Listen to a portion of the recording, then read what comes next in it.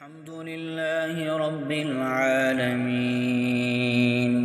الرحمن الرحيم مالك يوم الدين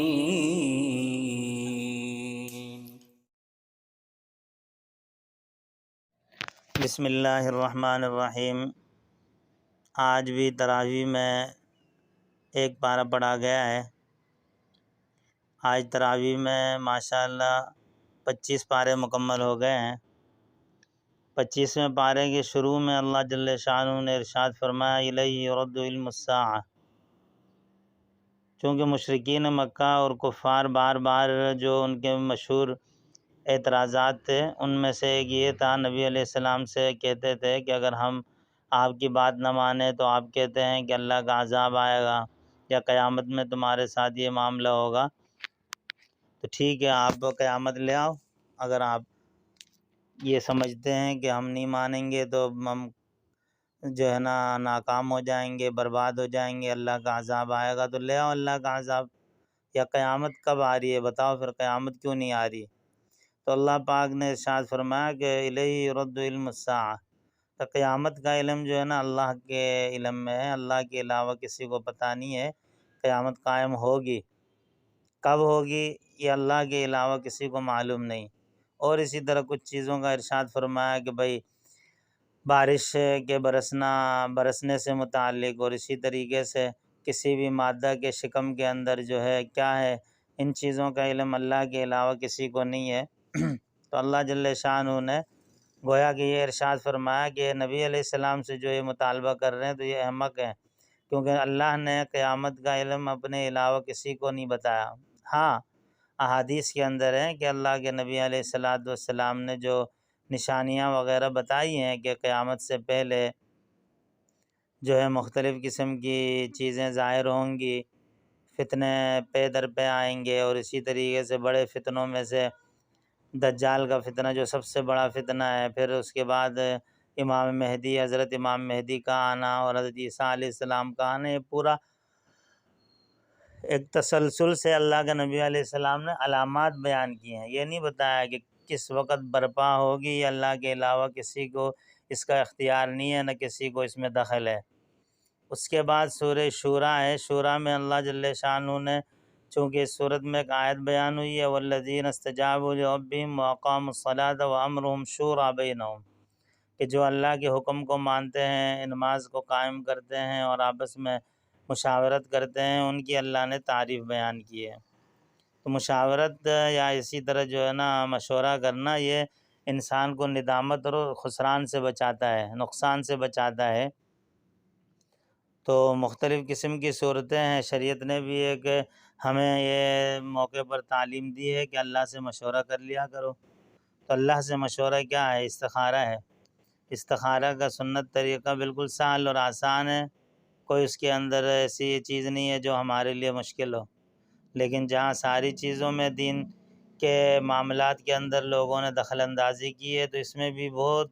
ساری چیزوں کو جو ہے نا ملا دیا ہے کہ عام آدمی اللہ سے مشورہ کرنا اور اللہ سے مانگنے کو جو ہے نا اس سے ڈرتا ہے اور خوف محسوس کرتا ہے کہ پتہ نہیں میں کر سکوں یا نہیں۔ اب لوگوں کا ذہن ایسا بن گیا کہ آتے ہیں کہتے ہیں امام صاحب وہ استخارہ نکلوانا ہے، جب ان سے کہو خود کرو، کہ رہے نہیں نہیں نہیں نہیں ہم کہاں کر سکتے، ہم تو استخارہ کر ہی نہیں سکتے۔ بھائی اللہ نے ہمیں کہا ہے اپنے بندوں کو کہ تم خود اپنے معاملے میں جب تذبذب کا شکار ہو یا شش و پنج میں مبتلا ہو تو کر لو استخارہ۔ اس کے اندر پتہ نہیں کیا کچھ زمین آسمان کے قلابے ملائے ہوئے ہیں، اللہ جل شانہ ہدایت دے ان کو۔ پہلا جو انہوں نے اصول وضع کیا ہے بہروپیوں نے، وہ یہ کیا ہے کہ استخارہ عام بندہ نہیں کر سکتا، ہم کریں گے، ہم فیس بھی لیں گے، ہم استخارہ بھی کر کے دیں گے، اور استخارہ بھی اپنی مرضی کا ہوگا۔ میں نے پہلے بھی یہ واقعہ بتایا ہوا ہے کہ ایک جاننے والے ہیں، اس نے ایک مسجد کا کہا کہ میں ان کے ہاں ان لڑکی والوں کے پاس اتنا رشتہ بھیجا تھا، لڑکی والوں نے وہاں جا کے استخارہ کروایا تو نہ کہا انہوں نے۔ تو لڑکے والے نے پوچھا کہ بھئی تم نے کہاں سے استخارہ کروایا؟ کہا فلاں مسجد سے، ہمارے اسی فیڈل بی ایریا کے علاقے کی ایک مسجد ہے، بہرحال قریب کی ہے، میں فیڈل بی ایریا کہہ رہا ہوں۔ تو انہوں نے بتایا کہ وہ فلاں مسجد جو ہے، اس نے کہا یار وہ تو میرے جاننے والے ہیں. وہ گئے ان کے پاس، ان سے کہا کہ مولوی صاحب یہ آپ نے کیا کر دیا؟ اس نے کہا کیا ہوا؟ کہا آپ نے ایک استخارہ تھا اس طرح بتایا نا، اس میں مسئلہ یہ ہوا ہے کہ وہ میرا معاملہ تھا، وہ آپ نے منع کر دیا. میں اس سے جو ہے نا پیار کرتا ہوں، شادی کرنا چاہتا تھا، آپ نے مجھے کہا کہ آپ نے میرا کام خراب کر دیا. تو امام صاحب نے کیا کہا بیٹا مجھے کیا معلوم تھا کہ آپ جو ہے نا آپ کا استخارہ تھا. تو مجھے بڑی ہنسی آئی. میں نے کہا بھائی یہ کیا، اگر معلوم ہوتا تو استخارے کا رزلٹ اور نتیجہ کچھ اور دیتے وہ، یعنی جاننے والے ہوں تو استخارے کا رزلٹ کچھ اور ہوگا اور نہ جاننے والے ہوں تو کچھ اور ہوگا.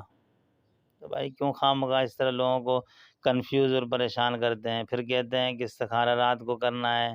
اور پتہ نہیں کیا کیا چیزیں. بھائی 24 گھنٹے میں مکروہ اوقات کے علاوہ جس میں نماز نہیں پڑھی جاتی ہے، اس کے علاوہ سارے اوقات میں سے جب بھی کریں، دن میں رات میں جب بھی، کوئی پابندی نہیں ہے کہ رات میں کریں تو پھر سونا ہے تو پھر پتہ نہیں کیا ہوگا. تو یہ ساری جھوٹ ہے، ابھی وقت نہیں ہے. بہرحال اللہ نے ان لوگوں کی تعریف کی ہے کہ جو مشاورت کر کے کوئی عمل کرتے ہیں، اور اسلام میں ہے بھی شورائیت کا نظام ہے. یہ جو مختلف قسم کی چیزیں ہیں نا، جمہوریت اور پتہ نہیں فلانا، اور یہ چیزیں لوگوں کو نعوذ باللہ گمراہ کرنے کے لیے اور لوگوں کو مصروف رکھنے کے لیے. اصل چیز ہے شریعت میں نظام میں خلافت راشدہ، اور وہ بھی شورائیت کے طریقے سے قائم کیا جاتا ہے. اس کے بعد اسی صورت کے اندر ایک اہم مضمون اللہ نے یہ بیان فرمایا ہے کہ صبر کرنے والے ان کی تعریف کی ہے. وجزاء سیئۃ سیئۃ مثلہا. اس کے اندر اللہ جل شانہ نے ارشاد فرمایا کہ فمن عفا واصلح فاجرہ علی اللہ، کہ اگر کسی کے ساتھ کوئی برائی کرتے ہیں کوئی معاملہ کرتے ہیں تو وہ لوگ باوجود جو ہے حق پر ہونے کے صبر کرتے ہیں، برداشت کرتے ہیں، معاملے کو جو ہے ٹھنڈا کرتے ہیں اور اللہ کے اوپر بھروسہ رکھتے ہیں، اللہ پر فیصلے کو چھوڑتے ہیں. تو یہ معاملہ ظاہر مشکل ہے کہ کوئی آدمی جو ہے حق پر بھی ہو، اس کا حق ضائع بھی ہو رہا ہو، آنکھوں سے دیکھ بھی رہا ہو، صبر کرے. تو ظاہر ہے دل پہ جبر کرنا، صبر کرنا، اللہ کے رضا پہ راضی رہنا، یہ ایک مشکل کام ہے. نفس اس کی مخالفت چاہتا ہے کہ بھائی نہیں، جواب دیں، اپنا حق لیں اور اس سے لڑیں، جھگڑیں، جدوجہد کریں. اللہ فرماتے ہیں دوسری جگہ اسی صورت میں وَلَمَنْ صَبَرَ وَغَفَرَ إِنَّ ذَلِكَ لَمِنْ عَزْمِ الْأُمُورِ، کہ یہ جو ہے نا صبر کرنا اور معاف کر دینا یہ ہمت والے لوگوں کا کام ہے، عام بندے کا کام نہیں ہے صبر کرنا. صبر بھی ظاہر سی بات ہے اس پر اللہ نے انعامات رکھے ہیں، اور میں آپ کو بتا رہا ہوں میرا الحمدللہ تجربہ ہے. کتنی جگہوں میں صبر کیا، برداشت کیا، اللہ پہ معاملہ چھوڑا، اللہ نے اس کے بدلے جو ہے نا بہترین جو ہے ہم پر رحم کے معاملات فرمائے اور بہترین بدلہ اللہ نے دیا. آخرت کا بدلہ تو الگ ہے، دنیا میں ہی اللہ پاک اس کے اثرات دکھاتے ہیں،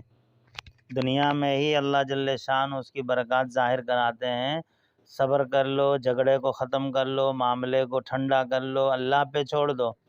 اللہ ہی کافی ہو جائیں گے آپ کی طرف سے. آپ یہ آزما کر دیکھ لیں، یہ مشاہدہ ہے، تجربہ ہے.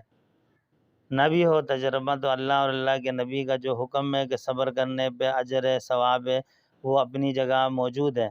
یہ تو ہمارے جو ہے نا تجربے اور مشاہدے ہیں جو اس بات کو مزید ہمارے لیے تسلی کا جو ہے نا سامان فراہم کرتے ہیں یہ تجربے. بہرحال اس کے بعد سورہ زخرف صورت کے اندر اللہ پاک نے ارشاد فرمایا کہ وَزُخْرُفَا وَإِن كُلُّ ذَلِكَ لَمَّا مَتَاعُ الْحَيَاةِ الدُّنْيَا، کہ یہ زیب و زینت کی چیزیں، یہ دنیا، یہ مال و دولت، سونا چاندی، جواہرات، یہ دنیا کی چمک ہے بس. تو اس کے اندر ان چیزوں کا ذکر ہے وزخرفا، کہ یہ دنیاوی جو چیزیں ہیں زیب و زینت کی، مال دولت، سونا چاندی، یہ جس کے پیچھے لگ کر آج انسان اپنی قبر آخرت کو بھول جاتا ہے اور اللہ کو، اللہ کے رسول کو بھلا دیتا ہے. تو اللہ جل شانہ نے ارشاد فرمایا کہ مومن اور متقی بندے کے لیے اللہ نے جنت اور آخرت رکھی ہے، اور وہاں یہ چیزیں اللہ نے دی ہیں. دنیا میں بعض چیزوں سے منع فرمایا ہے تو اس سے بچ جائیں، چند دن کی زندگی، ہمیشہ کی تو ہے بھی نہیں. آگے اس صورت میں ایک اور اہم چیز اللہ نے بیان فرمائی ہے کہ الاخلاء یومئذ بعضهم لبعض عدو الا المتقین، کہ قیامت والے دن جہاں پہلے آیتیں گزری ہیں کہ آپس کا جو نسب کا رشتہ ہے یہ بھی ختم ہو جائے گا، تعلقات بھی ختم ہو جائیں گے، افراتفری اور نفسا نفسی ہوگی، اس وقت کا اللہ فرما رہے ہیں کہ قیامت کے دن لوگوں کی آپس میں دوستیاں بھی جو ہے نا ختم ہو جائیں گی، ایک دوسرے سے بھاگیں گے لوگ۔ ہاں ایک تعلق وہاں بھی باقی رہے گا، وہ کیا ہے؟ متقین لوگوں کا۔ اللہ کے نام پہ جن لوگوں کی دوستی ہوگی، دین کے نام پر، قرآن کے نام پر، علم کے نام پر، شریعت کے نام پر، تبلیغ اور جہاد کے نام پر جو آپس میں دوست بنے ہیں، اللہ کی رضا جن کی مد نظر ہے، اللہ کی جو ہے رضا کے لیے آپس میں تعلقات قائم کیے ہیں، تو یہ تعلق وہاں بھی کام آئے گا اور یہ فائدہ دے گا۔ تو خود اپنا محاسبہ کریں کہ ہمارا تعلق، ہماری دوستی، ہمارا اٹھنا بیٹھنا کن کے ساتھ ہیں۔ تو اللہ نے ایک تو یہ اصول بیان فرمایا کہ وہاں متقین ایک دوسرے کے کام آئیں گے۔ اس کے بعد سورہ دخان، دخان دھوئیں کو کہتے ہیں۔ قیامت کی علامات میں سے ایک علامت یہ ہے کہ قرب قیامت میں اللہ کی طرف سے جو ہے نا لوگوں کے سامنے ایک عذاب کی شکل میں دھواں آئے گا، جس سے لوگ ایذا اور تکلیف میں مبتلا ہوں گے، کیونکہ قرب قیامت میں نت نئے جو فتنوں کا ظہور بھی ہوگا، اور جو قیامت کی بڑی نشانیاں ہیں ان میں سے ایک دخان ہے۔ قرآن میں اللہ نے ارشاد فرمایا کہ فَارْتَقِبْ يَوْمَ تَأْتِي السَّمَاءُ بِدُخَانٍ مُّبِينٍ، واضح جو ہے نا نشانی دخان کی آئے گی اللہ کی طرف سے جب قیامت کے قریب قرب قیامت کا زمانہ ہوگا، تو اس کا انتظار کرو، یہ چیزیں آئیں گی۔ بار بار کہتے ہو کہ قیامت قیامت قیامت، تو قیامت بھی آ جائے گی۔ تو اللہ جل شانہ نے اس کا ذکر فرمایا ہے، اور کچھ میں نے بتا بھی دیا کہ نشانیاں تو بیان ہوئی ہیں، علامات تو بیان ہوئی ہیں، ایگزیکٹ وقت جو ہے نا اللہ کے علم میں ہے کہ کب قیامت برپا ہوتی ہے، کس سن میں ہوتی ہے، کب ہوتی ہے۔ لوگ تخمینے، اندازے اور پیشن گوئیاں کرتے ہیں، کسی نے 2000 کا کیا تھا، کسی نے 2024 کی جو ہے نشاندہی، تو یہ ساری اپنے تخمینے اندازے ہیں۔ اللہ جانتے ہیں اصل علم کہ کب برپا ہوگی قیامت، کب دنیا فنا ہوگی، کب جو ہے زمین اور آسمان کا نظام درہم برہم ہو جائے گا، یہ اللہ کے علم میں ہے۔ اس کے بعد سورہ جاثیہ، جاثیہ صورت کے اندر اللہ جل شانہ نے ارشاد فرمایا کہ وَتَرَىٰ كُلَّ أُمَّةٍ جَاثِیَةٍ، قیامت والے دن جو ہے نا بہت سارے لوگ ایسے ہوں گے جو اللہ کے حضور گھٹنوں کے بل چل کر آئیں گے، کیونکہ جاثیہ کا مطلب ہے گھٹنوں کے بل چل کر آنا۔ تو قیامت میں لوگوں کی حالتیں مختلف ہوں گی، جو نیک لوگ ہوں گے اللہ کے عرش کے سائے میں مزے کر رہے ہوں گے، کوئی اور ہوں گے تو ان پر کوئی اور جو ہے نیک عمل کی وجہ سے آسانی ہوگی۔ تو اسی طرح گناہ گاروں کی بھی مختلف کیٹیگریز اور مختلف قسم کے درجات ہوں گے، انہی حساب سے ایک درجہ ایسا ہوگا کہ اپنے اعمال کی شامت کہیں اس کو بدعمالیوں کی وجہ سے، منکرات کی وجہ سے گھٹنوں کے بل چلتے ہوئے آئیں گے اللہ کے حضور، ان کا ذکر ہے۔ اس صورت میں بھی، گزشتہ صورت میں بھی قیامت کی جو جہنم کے نظاروں کا ذکر ہے کہ قیامت والے دن جہنم میں جو سزائیں ملیں گی کتنی سخت ہوں گی۔ پچھلی صورت میں تو اور زیادہ اللہ نے سخت کیفیت اور اس کا منظر بیان فرمایا کہ بھوک لگے گی تو کانٹے دار چیز دیا جائے گا، اور اسی طرح پینے کے لیے کھولتا ہوا گرم پانی ہوگا، اوجڑی اور جسم کے اندر کی انتڑیاں کٹ کر باہر گر جائیں گی پخانے کی جگہ سے۔ یہ اللہ جل شانہ ہمیں بیدار کرنے کے لیے، سمجھانے کے لیے، جھنجھوڑنے کے لیے یہ واقعات بتاتے ہیں، یہ وہاں کے مناظر بھی بیان فرماتے ہیں کہ شاید کسی کے اندر تبدیلی آ جائے، کوئی اپنی زندگی کے اندر بدلاؤ لے آئے، اور یہ اللہ کی طرف سے ہوتا ہے۔ اللہ کوئی نہ کوئی سبب بناتے ہیں کسی کے لیے، کوئی قرآن کی آیت سن کر، کوئی رمضان میں کوئی بات دینی سن کر، کوئی کاغراتوں میں کسی بات سے متاثر ہو کر اللہ سے مانگ کر، کوئی نہ کوئی ایسی سبیل، کوئی سبب بن جاتا ہے کہ لوگ راہ راست میں آ جاتے ہیں، دنیا کی فانی زندگی سے ہمیشہ والی زندگی کی طرف مڑتے ہیں، رخ کرتے ہیں اور اللہ کو مناتے ہیں۔ ہمارے سامنے کہ وہ کرکٹر ہیں مشہور جو عیسائی تھے، محمد یوسف، انہوں نے دیکھا، وہ تبلیغ والوں کی حالت دیکھی، ان کی کیفیات دیکھی، ان کی زندگیاں دیکھی، سید انور کی، جنید جمشید کی، تو اللہ نے ان کو سبب بنایا اور اس نے اسلام قبول کر کے اپنا نام محمد یوسف رکھا۔ یوسف یوحنا تھا، محمد یوسف نام رکھا، اور اللہ نے اس کو ایسی زندگی عطا فرمائی کہ باشرہ داڑھی ہے، اور دین پر انتہائی کٹر اور پابندی سے عمل پیرا ہے۔ خود جنید جمشید رحمۃ اللہ علیہ دنیا دار تھے، گلوکار تھے، گانے گاتے تھے۔ اللہ نے ان کے لیے تبلیغ والوں کو سبب بنایا، انہوں نے اپنی زندگی کے اندر انقلاب پیدا کیا، ان کو بھی معاف نہیں کیا۔ بہت سارے جہلاء نے، جاہلوں نے، مفت کے فتوے دینے والے، کافر بنانے والے لوگوں نے، غلطی سے ان کی زبان سے کوئی جملہ نکلا، جیسے دینداروں کی زبان سے جو ہے نا مذہبی لوگوں سے کبھی کوئی غلطی سے جملہ نکل جائے زبان سے، تو اس پر یہ بیٹھے ہوئے تھے بہت سارے لوگ اپنے فتووں کی دکانیں کھول کر فوراً فتوے لگا دیتے ہیں کہ اس نے گستاخی کر دی اور اس نے یہ کر دیا اور اس نے فلاں کر دیا۔ تو یہ ایسے لوگ ہوتے ہیں کہ اللہ جل شانہ انہیں ہدایت دے کہ بہت سارے جو ہے نا لوگ دنیا میں جو باقاعدہ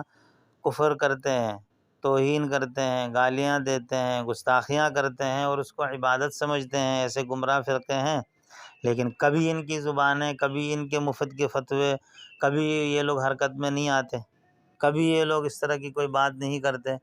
کہ بھائی یہ غلط کر رہے ہیں۔ ان کی فتوے کی زبانیں اور فتوے کی مشینیں اور دکانیں اس وقت حرکت میں آتی ہیں جب کوئی اللہ والا، جب کوئی عاشق رسول، جب کوئی دیندار، جب کوئی تبلیغ والا، جب کوئی عالم، جب کوئی مذہبی آدمی کبھی غلطی سے کوئی زبان سے کوئی لفظ نکال دے تو اس کے اوپر زمین آسمان ایک کر دیتے ہیں۔ اس کے لیے بھی انہوں نے فتوے لگا دیے، نعوذ باللہ، مارنے کے لیے دوڑے تھے۔ یہ بدبخت، ایسے بد نصیب لوگ ہیں یہ۔ بہرحال اللہ ہدایت دے، ہم تو ہدایت کی دعا کرتے ہیں، تو اللہ جل شانہ سبب بناتے ہیں کچھ نہ کچھ کی زندگی کے اندر بدلاؤ اور تبدیلی اور انقلاب آ جائے، تو یہ اللہ بیان کر دیتے ہیں، کبھی جہنم کے حالات، کبھی قبر کے حالات، کبھی آخرت کے حالات، کبھی جہنم کی سزائیں، اور کبھی اللہ جل شانہ تبشیرات کے ذریعے، خوشخبریوں کے ذریعے کہ سمجھ آ جائے۔ وقت کچھ زیادہ ہوا ہے، بہرحال معذرت، اللہ جل شانہ ہمیں قرآن و سنت کو صحیح سمجھنے اور عمل کی توفیق عطا فرمائے۔